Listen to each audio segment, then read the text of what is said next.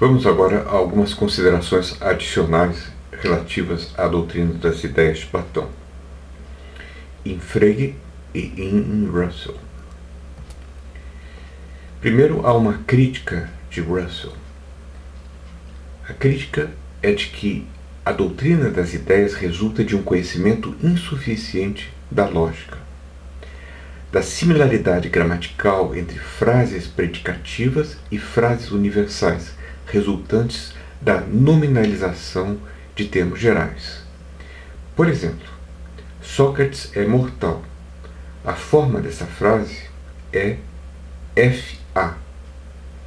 F para o predicado é mortal e A para Sócrates.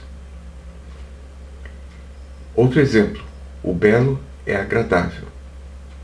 Ou ainda outro, o bem é desejável. Ora, essas frases em que se fala de ideias, a ideia do belo e a ideia do bem, elas têm uma forma idêntica à frase Sócrates é mortal. Daí que nos dá a impressão de que deve haver que o sujeito, o belo, e o sujeito, o bem, devem ter um objeto de referência tal como Sócrates. Ora, a resposta de Russell é que essas últimas duas frases apenas parecem ter a forma FA, mas a forma lógica delas é outra. Ela é, para todo x, se B de x, então A de x. E, para todo x, se B de x, então D de x. Vejamos a segunda frase, para esclarecer melhor. O belo é agradável. Belo eu simbolizo como B, é agradável como A. Então, a formulação dela não é do tipo FA, como Sócrates é mortal, mas sim, para todo algo, se esse algo é belo, então ele é agradável. Ou como vocês veem na formulação simbólica, para todo x, se B de x, então A de x.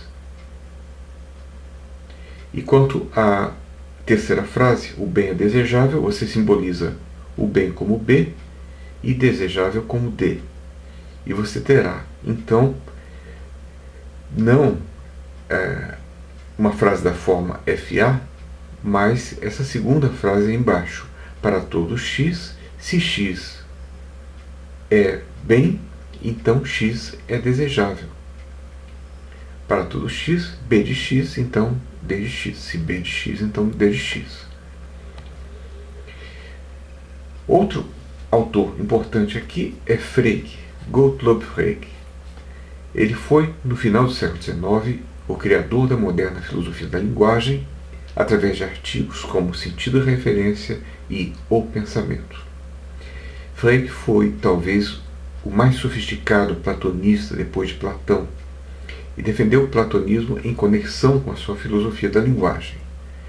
Para Frege, existem três níveis: o dos signos, o dos sentidos e o das referências.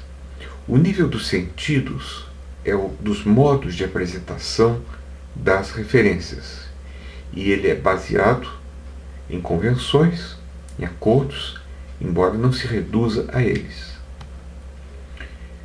Ora, uma frase predicativa singular, uma frase do tipo FA, Sócrates é mortal, por exemplo, tem o sentido do termo singular, tem um sentido do termo geral.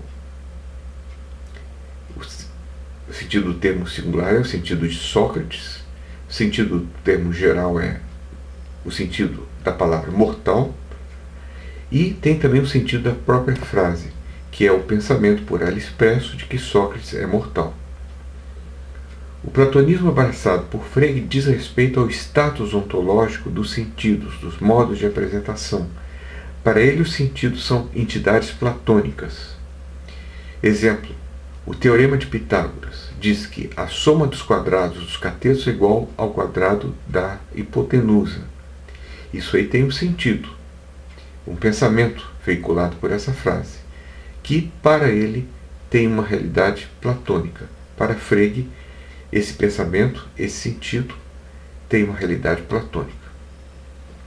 O pensamento expresso pelo teorema de Pitágoras, pensa Frege, é descoberto, ele não é inventado. Ele não passou a existir depois que foi descoberto. Não, ele sempre existiu. Esse pensamento é eterno, no sentido de ser atemporal. Ele é eternamente verdadeiro. É eternamente verdadeiro que 2 e 2 são 4. É imutável que 2 e 2 são 4. Não é sensível que 2 e 2 são 4.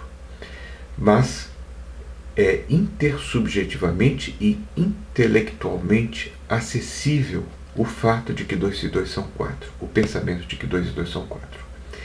Frege estabelece, então, partindo disso, ele estabelece uma ontologia dos 3 reinos. A primeiro, o reino do que é objetivo e real, que é o mundo físico externo. Segundo, ao reino do subjetivo e real, que é o do mundo psicológico. O terceiro é o reino do objetivo e não real, que é o universo platônico das ideias, no caso dos sentidos, dos pensamentos fregianos. Critérios de realidade. Para chegar a essa divisão ontológica do mundo da realidade, ele utiliza primeiro critérios de realidade, que são o acesso espaço-temporal. Esse é o critério para você dizer que algo é errado, que essa caneta é real. Eu preciso ter um acesso temporal, espaço-temporal a ela. Agora, critério de objetividade é o acesso intersubjetivo por várias pessoas. É isso que dá objetividade às coisas. Assim, essa caneta é real porque várias pessoas podem observá-la. E também porque ela é independente da vontade. Eu não posso fazer com que ela desapareça ou se transforme em outro objeto. Assim, nós temos primeiro o mundo físico, que é objetivo e real. Ou seja, o mundo dessa caneta ele é intersubjetivamente acessível, satisfazendo o critério de objetividade, e é real, porque satisfaz o critério de realidade. O mundo psicológico é subjetivo e real. Ele é subjetivo porque a minha dor de cabeça não pode ser acedida através de outra pessoa. Só eu posso ter acesso à minha dor de cabeça. Portanto, ela é subjetiva. Ela não satisfaz o critério de objetividade, não há acesso intersubjetivo. E, no entanto, é real. A minha dor de cabeça está no espaço, que é dentro da minha cabeça, e está no tempo. Ela pode passar. O mundo platônico dos sentidos e pensamentos é objetivo, isto é, intersubjetivamente acessível, mas não é real, não está no espaço e no tempo. Essa é a novidade de Frege. O mundo 3 dele, o mundo platônico, dos sentidos, dos significados ou pensamentos, é objetivo, mas não é real. Por exemplo, que 2 e 2 sejam 4 é objetivo porque todos nós podemos chegar a isso e reconhecer intersubjetivamente a verdade desse pensamento, de que 2 e 2 é 4. Mas não é real, porque que 2 e 2 são 4 não está no espaço nem no tempo. Assim também com o teorema de Pitágoras. Quanto à bibliografia, a primeira parte da exposição foi fundamentalmente baseada na History of Philosophy de Frederick Copleston, que eu aconselho, que até hoje é a melhor história da filosofia geral que existe.